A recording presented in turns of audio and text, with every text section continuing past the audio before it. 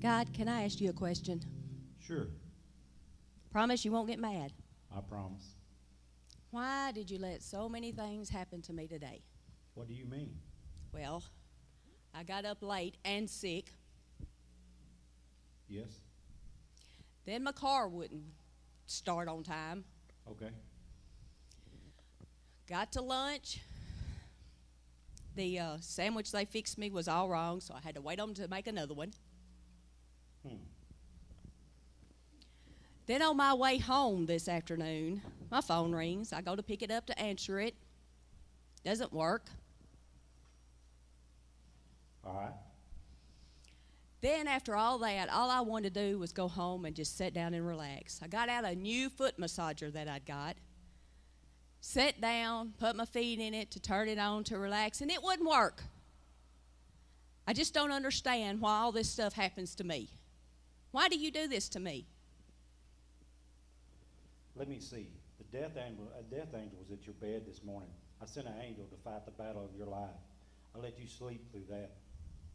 Oh, I didn't let your car start this morning because there was a drunk driver on your path, and I didn't want the car to hit you while you were on the road. The first person that made your sandwich today was sick, and they didn't want you to catch what they have, and I knew you couldn't afford to miss work. okay. Your phone went dead because the person was calling was going to give a false witness about you for what you said on that call. I didn't even let you talk to them so you could be covered. I see, God. Oh, the foot massager, it had a short, and it was going to throw the power out all over the house, and I didn't want you to be in the dark. I'm sorry, God. Don't be sorry. Just learn to trust me in all things, good and bad. I will trust you. And don't doubt that my plan of your day will always be better than your plan. I won't, God. And just let me say, God, thank you for everything that happened today. You're welcome, child. It's just another day being your God, and I love looking forward after my children. With Benghazi and Algeria and Afghanistan, Iraq, suicide bombers, terrorists, and economic challenges, we face a challenge in our homeland.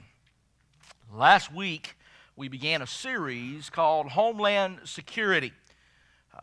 And Homeland Security is probably our number one concern, not from just a foreign level, but even from a domestic level, one on our own home front, our own land.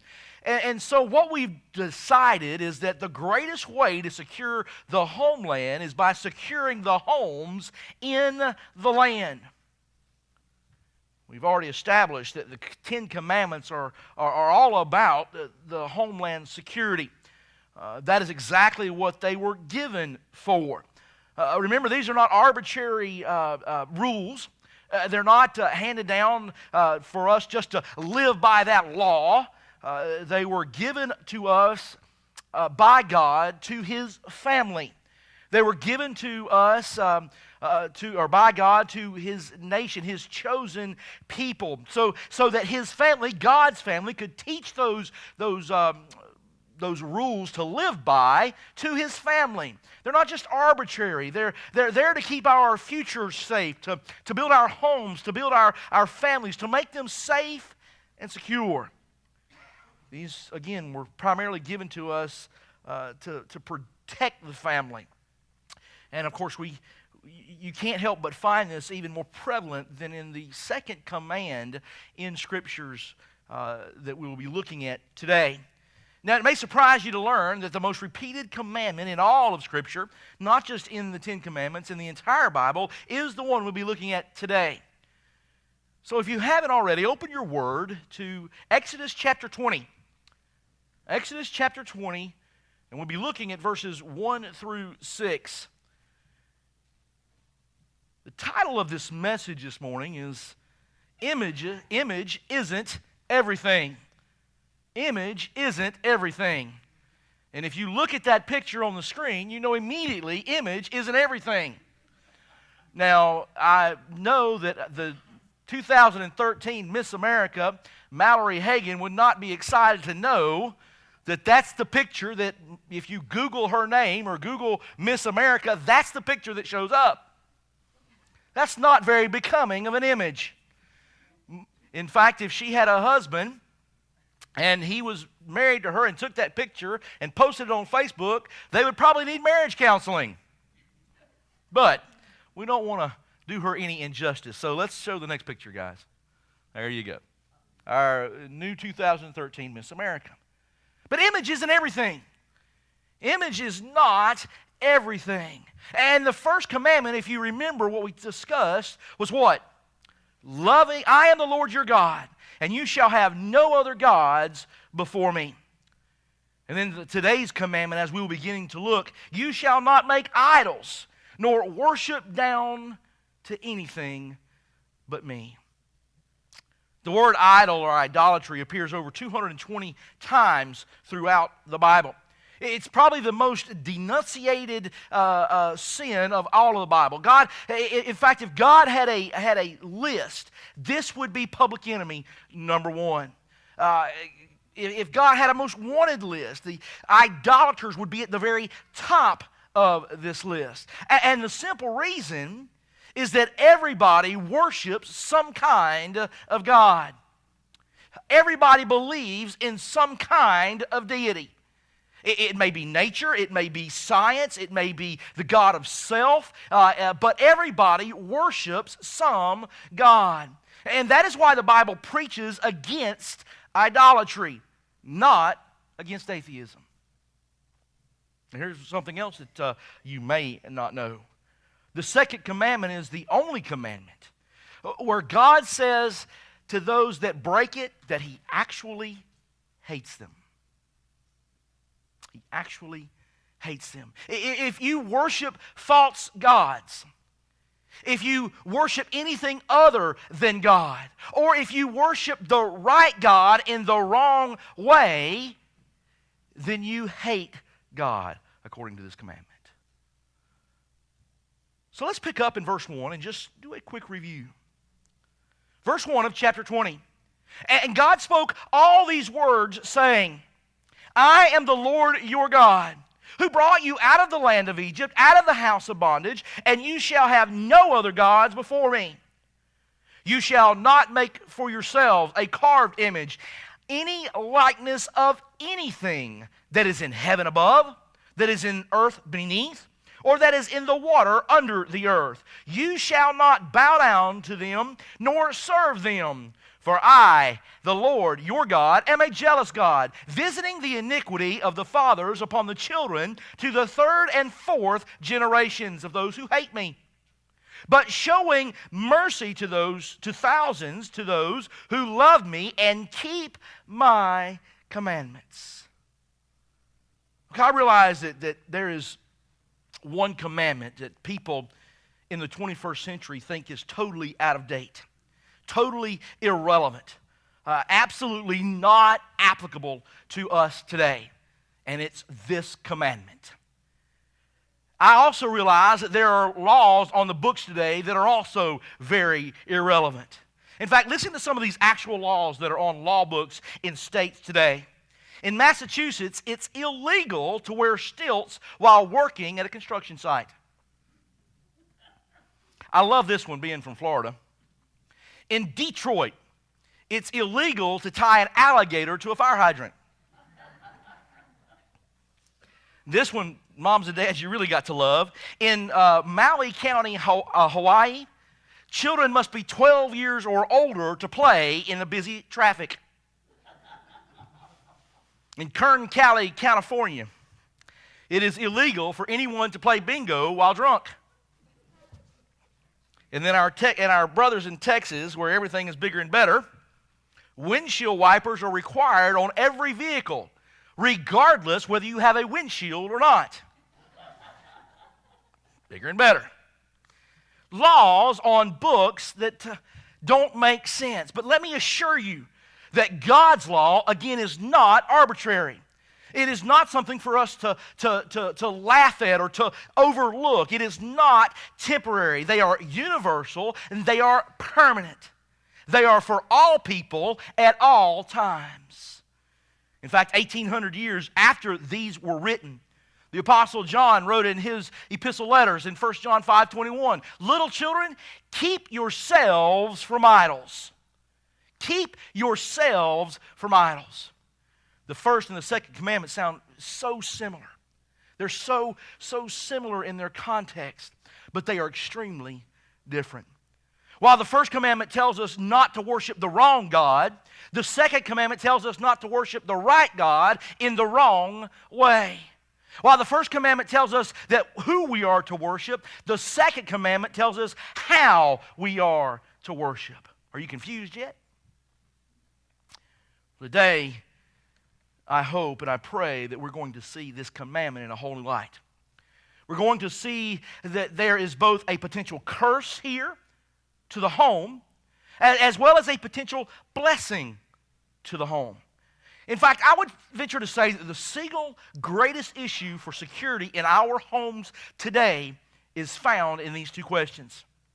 First, ask yourself this: will the home worship the right God? Will your home worship the right God? And the second question is, will your home worship the right God in the right way? Or to put it another way, will the home worship a God they create? Or will they worship the God who created the home? Look back at verses 4 and 5. "For you shall not make for yourselves a carved image, any likeness of anything that is in heaven above, or that is in the earth beneath, or that is in the water under the earth." The first thing I want you to see here is that a created God limits real worship. The first thing I want you to understand is what idolatry is. It's an attempt to represent a supernatural God in a natural way. It's an attempt for us to take something we cannot fathom and bring down to a level in which we can explain. Folks, our God is unfathomable. There is nothing that you and I can do to bring God down to our level. It's an impossibility. If it were, He would not be God. The problem is, to worship God through an image or through an idol, it's like having a picture of your family. We all take those family photos that we love to put up on the walls. We want to show our friends. Of course, now we put them on our cell phones and we put them out there on Facebook, and we want everybody to see our families. It would be like taking one of those pictures off the wall. This is my family. Oh, and I keep them dear to my heart. I love them. And you protect the picture. You protect the family. And forget that it's simply a picture of who you really ought to be protecting. A picture of who you really ought to be loving. Kind of reminds me of the Progressive commercial where the family's on vacation. You know which one I'm talking about. And they go into the Progressive store, and they see Flo standing there, and they go over to her and they say, "Hey kids, let's get a picture with Flo." And they hand her the camera and walk over to the cardboard picture of Flo. Folks, idol worship is the same way. When we take an image of God and try to bring it into our lives and worship the image instead of worshiping God. Folks, we can't do that. If Israel had already knew and understood that there was only one true God, then they would have had no need to create a carved image. If they already knew that there was but one true God, then why would God need to give them this commandment? I mean, we read over in Exodus 32 where before Moses came down from the mountaintop, where he was in conference with God, getting these commandments, the people got tired of waiting. People got tired of waiting on God, so they created this golden calf to worship. They got the idea from being in Egypt for so long and seeing all of those idol worshipers and worshiping all of those idols, those folks that were living in that land. But now here's the interesting thought. Israel broke the first 2 commandments before they even knew what they were. Now, do you know why they made this golden calf? It had to be a visible image.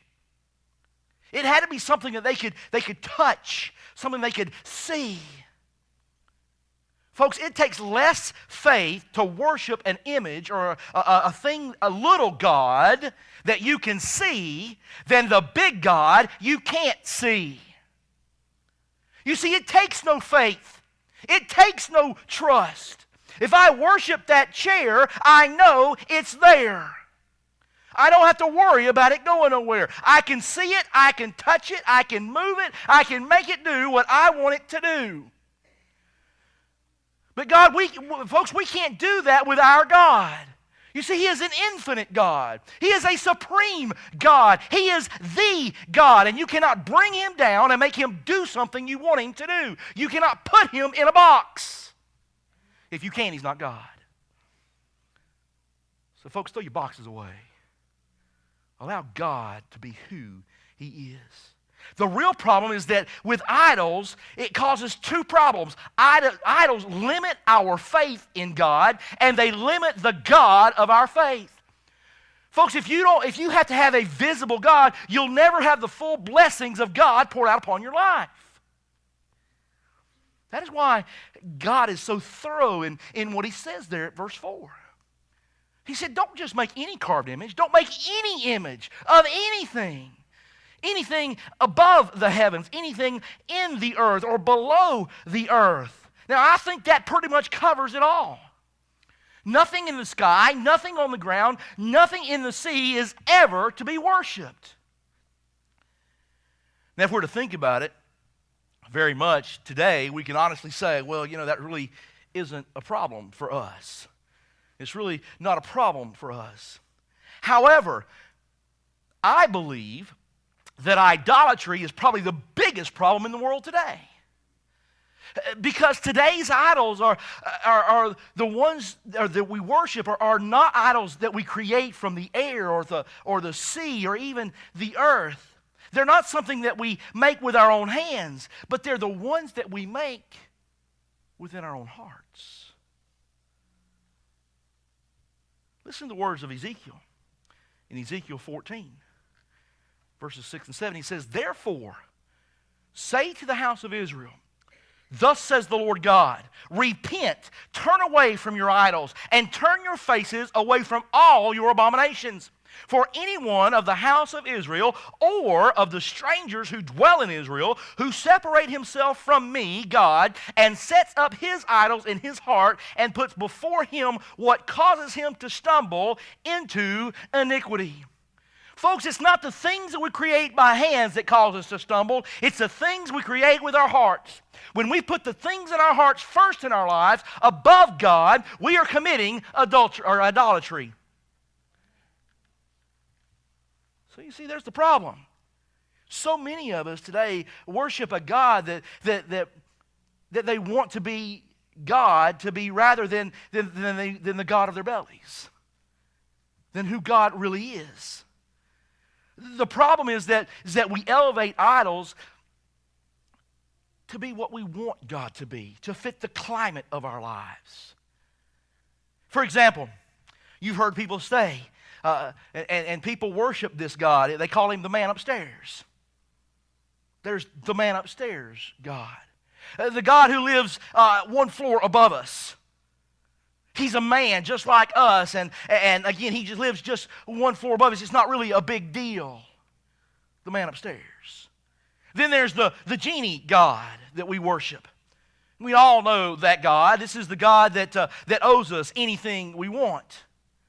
It's the God that is the heavenly ATM machine. That we're able to just to stop by whenever we want to prosper or we need something extra. The God who gives us extra prosperity and extra blessings. The God that gives us the Mercedes-Benz and the Rolex watches. Then there's the doctor God. worship much, much too much in this land. That's the God that always wants us to be healed. The God that always wants us to be perfect in our health, to never be sick. If you're sick and you stay that way, it's not God's problem, it's our problem. Then there's that lovey-dovey God. That's that God that would never sin or allow anyone to go to hell. That's that God that no matter what you believe, whether you believe in Jesus Christ or not, whether you do what God tells us to do or not, it doesn't matter. Because God is not going to, at the end of time, He's going to take everybody to heaven. Folks, the problem with all of these gods is there is nothing further from the truth. Nothing can compare to the one true God. There's nothing that says, now this is what God is like. I heard about a first grade boy who was given instructions within the class to draw a picture. Anything they wanted, just draw a picture. The teacher walked around, and when she got to the little boy, she says, what are you drawing? He says, I'm drawing God. And she said, well, son, you understand that nobody knows what God looks like. He said, they will when I get done. How many times in our lives do we try to put a face on God? How many times do we try to bring that reality in something that we can focus on? Let me illustrate it this way. How many of you ever seen Mount Everest? Nobody. Me either. I mean, the vast majority of people, most people have never seen that grandeur or that beauty of the highest mountain in all of the world. Well, I've got a treat for you today. I believe I do. I've got a treat for you somewhere. Let me see here. Mount Everest. Can y'all see that over there, Mount Everest? Let me hold that up. I'm God. Mount Everest. How absurd is that? There's nowhere close to being Mount Everest. It's nowhere close to being snow at Mount Everest. Folks, now, I realize that's absurd, but to try to capture Mount Everest in a ball of Play-Doh. But folks, how absurd is it when we try to capture and express our God in a mound of anything on this earth? God is not something that can be captured. God is not something that can be reduced to something we can even comprehend. You see, an idol makes an infinite God finite, makes an invisible God visible, makes the omnipotent God impotent. It represents the forever God in a temporal situation. It represents the heavenly God. It makes Him become earthly. It makes the living God a dead God. It makes a fleshly God a non-spiritual God. Folks, that is why God created limits on real worship. The next thing I want you to see there is found in verse 5. A created God leads to false worship. Verse 5 says, you shall not bow down to the Lord your God. So, idolatry is the worship of God we create instead of the God who created us. Now, there are only two kinds of gods that you can worship. You either worship the God who made you, or you will worship the little God you have made. You will either worship the Creator God or a created God. Even the prophet Jeremiah said in Jeremiah 14:22, are there any among the idols of the nations that can cause rain? Or can the heavens give showers too? Are you not He, O Lord, our God? Therefore we will wait for you, since you have made all these things. What Jeremiah was saying is, why waste your time worshiping a created God when you could be worshiping the Creator God?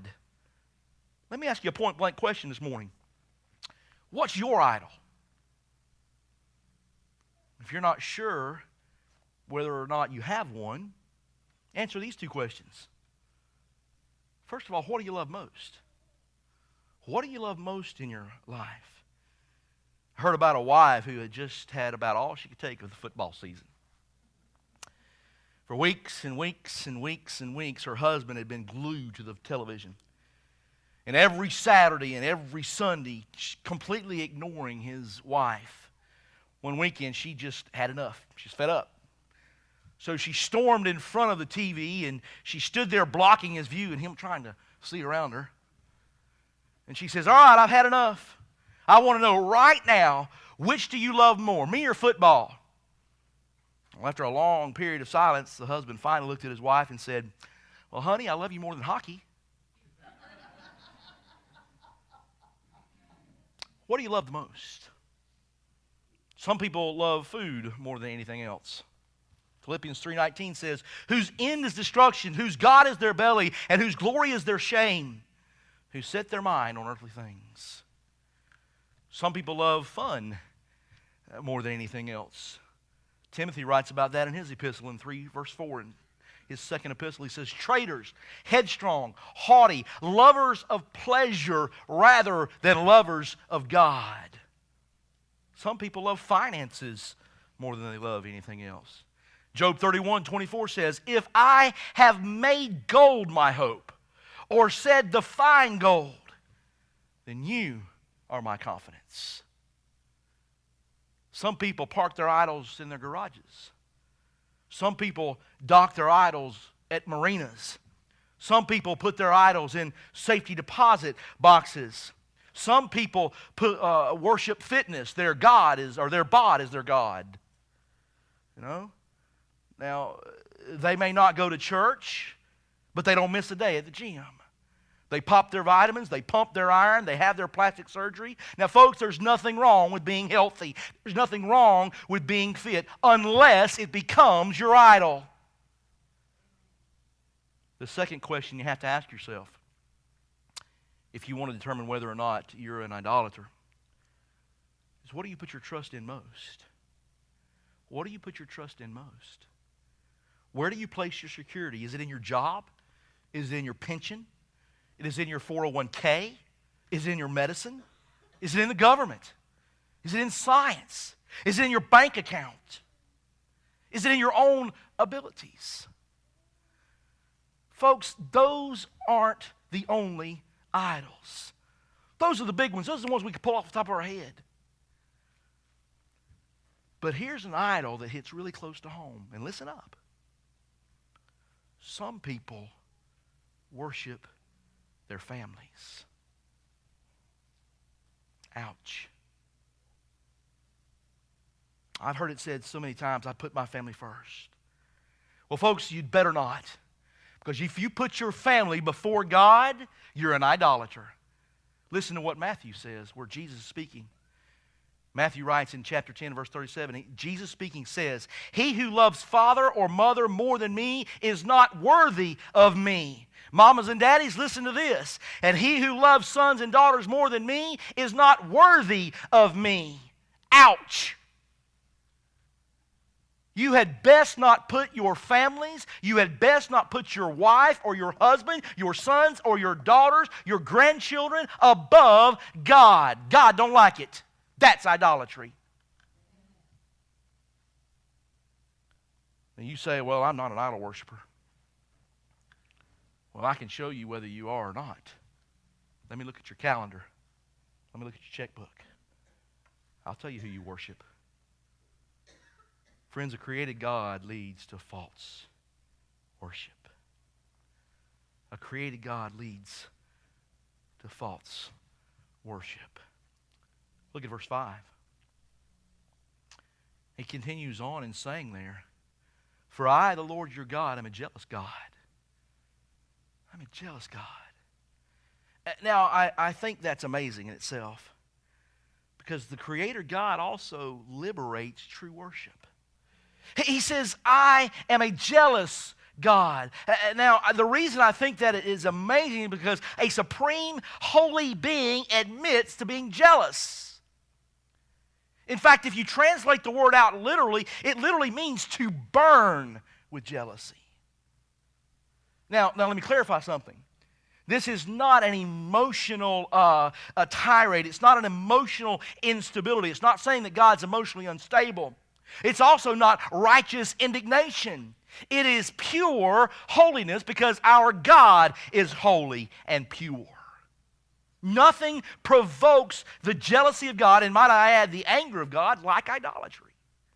The Lord himself said in Deuteronomy 32, verse 21, they have provoked me to jealousy by what is not God. For they have moved me to anger by their foolish idols. Let me explain it to you this way, and why God is a jealous God. It's because God has a monopoly on being God. There's only one. He has an exclusive copyright. He has an eternal patent. He doesn't share his files with anybody else. He has cornered the market on being God. Let me explain it to you this way. No human being has the right to be jealous of another human being. As a preacher, I do not have a right to be jealous of another preacher because there's more preachers out there.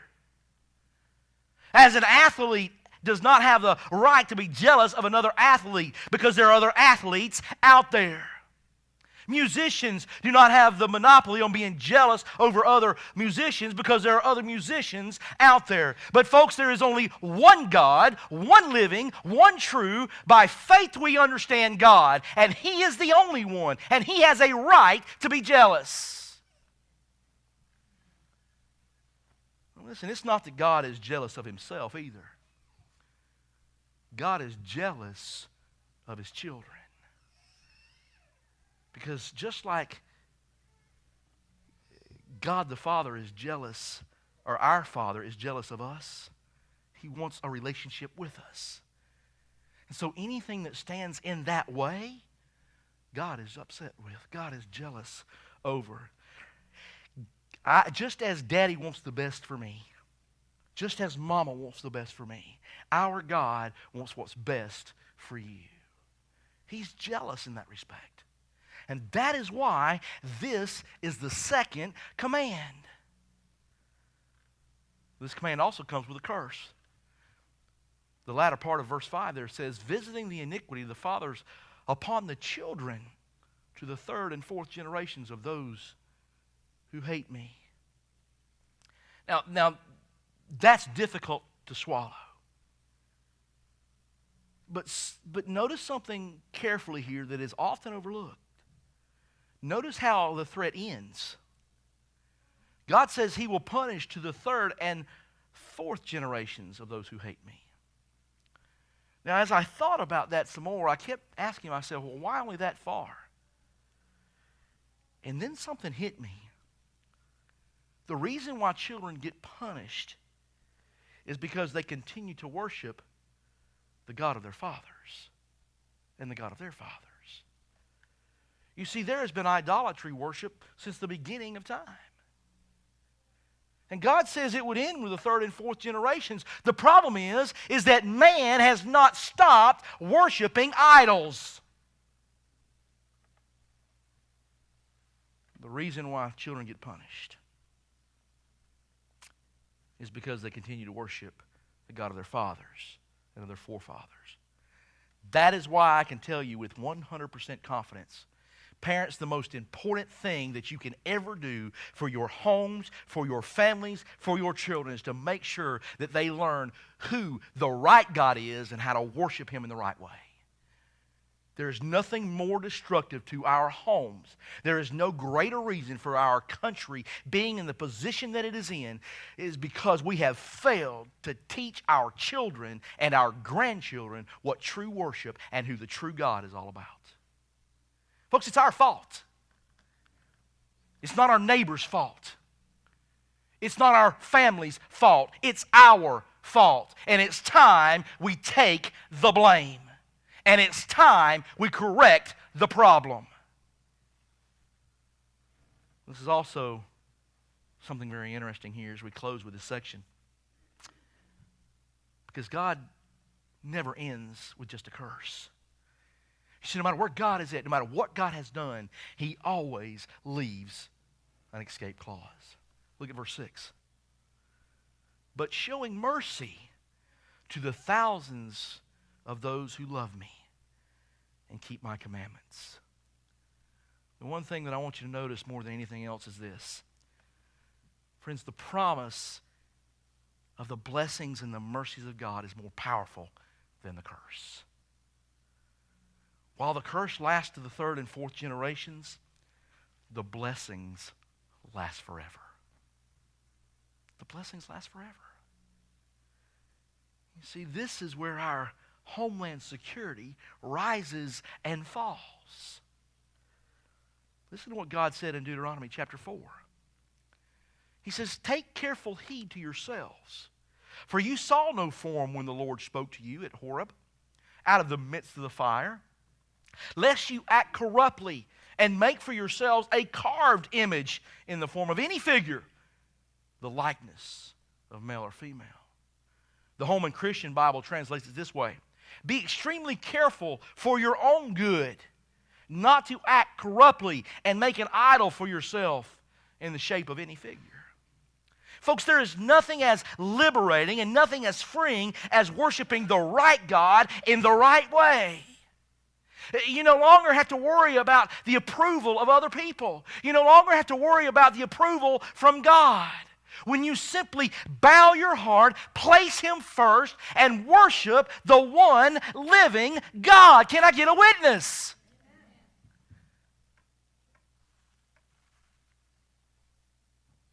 When we worship the right God in the right way, it sets you free. It gives you a complete releasing of all the day's events, of all the life's tragedies and trials. When you worship the one true God and you put Creator God first in your life, no matter what comes down the pipe, you can breathe easy. Because you know God's got it all in control. God's got a plan. And all I've got to do is trust in Him. Now you have the power to hold on. You have God's power to hold on. And He sets us free for the future. He sets us free for the present. And He forgives us for our past. Now, do you understand why the first two commandments are the first two commandments? Because they're the most important. They are foundational to everything that we do in this life, to everything that we live, to everything that we believe. Those two important commandments are the foundation of our faith. Even though I've entitled this message as the images and everything, there is one image who is everything, and His name is Jesus Christ.